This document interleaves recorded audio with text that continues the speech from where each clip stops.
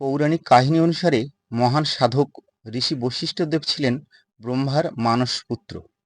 তিনি মহাবিদ্যার দর্শন লাভের আশায় ব্রহ্মার কাছ থেকে মন্ত্র শিখে হাজার বছরের তপস্যা শুরু করেন। কিন্তু তিনি দেবী শক্তির দেখা পাননি।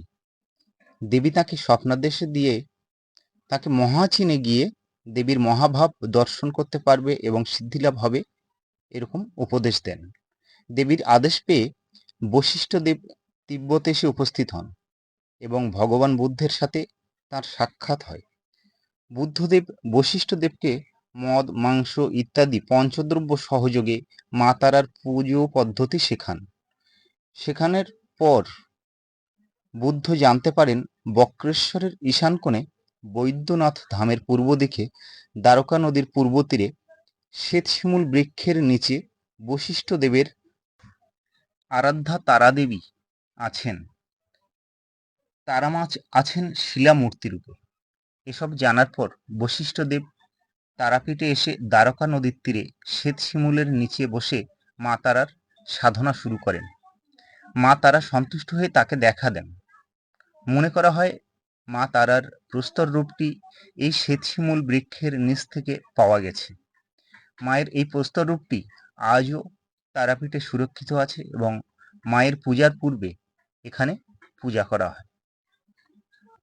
মহাপীঠ তারাপীঠ সম্পর্কে অনেক রহস্য রয়েছে লুকিয়ে।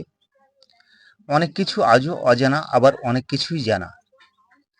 আজ আমি এই ভিডিওতে আলোচনা করব মহাপীঠ তারাপীঠের অলৌকিক কিছু অজানা রহস্য নিয়ে। জনশ্রুতি অনুসারে প্রায় 500 থেকে 600 বছর পূর্বে জয়দত্ত নামে এক বণিক দ্বারকা নদী দিয়ে বাণিজ্য করতে যাচ্ছিলেন। সন্ধ্যায় মাঝিরা তারাপীঠের শ্মশান সংলগ্ন একটি ঘাটে নৌকা ভিড়িয়ে দেন। এদিন রাতে মা তারা বৃদ্ধার বেশ ধরে বণিক জয়দত্তের কাছে কিছু ভিক্ষা চাইতে আসেন, কিন্তু জয়দত্ত বৃদ্ধারূপী মা তারাকে ভিক্ষা না দিয়ে তাড়িয়ে দেন। বৃদ্ধারূপী মা তারা বণিককে অভিশাপ দিলে সেই রাতেই জয়দত্তের একমাত্র পুত্র সর্পাঘাতে মারা যায়। পুত্রহারা বণিক অত্যন্ত বিমর্ষ হয়ে পড়েন। পরদিন সকালে জয়দত্ত যখন তারাপীঠ ঘাটের দিকে যান, তখন দেখতে পান কিছু জেলে ওই ঘাটে মাছ ধরছে, কিন্তু ওই ঘাটের জল মৃত মাছের গায়ে লাগতেই মাছগুলি জীবিত হয়ে উঠছে। এই দৃশ্য দেখার পর তিনি মৃত সন্তানকে জীবিত করার আশায় ওই ঘাটের জল ছেলের মুখে দেন এবং তার মৃত ছেলে পুনরায় জীবিত হয়ে ওঠে।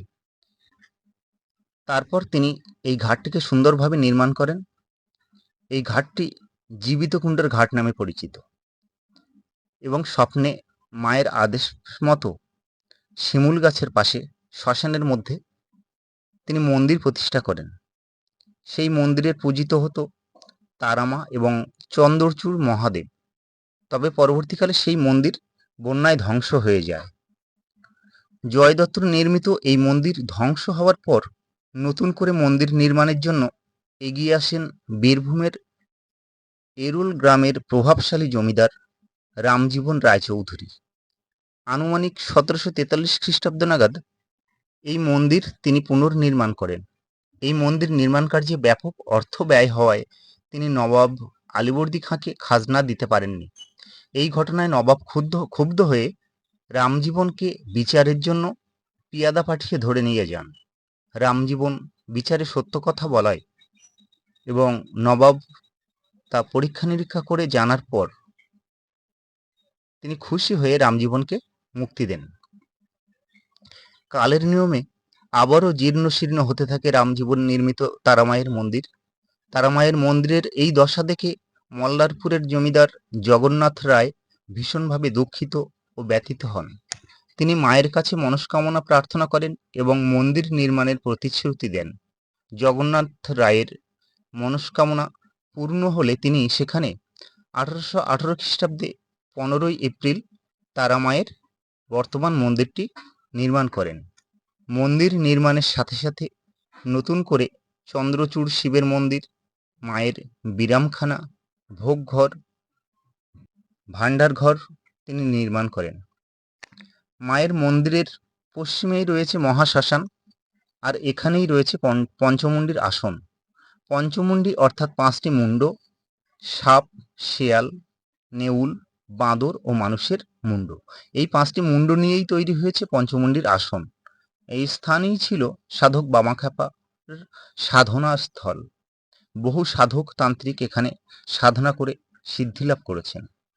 নমস্কার বন্ধুরা, ভিডিওটি যদি ভালো লাগে অবশ্যই লাইক, কমেন্ট, শেয়ার করে সবার কাছে পৌঁছে দেবেন। জয় তারা মা, জয় বামদেব।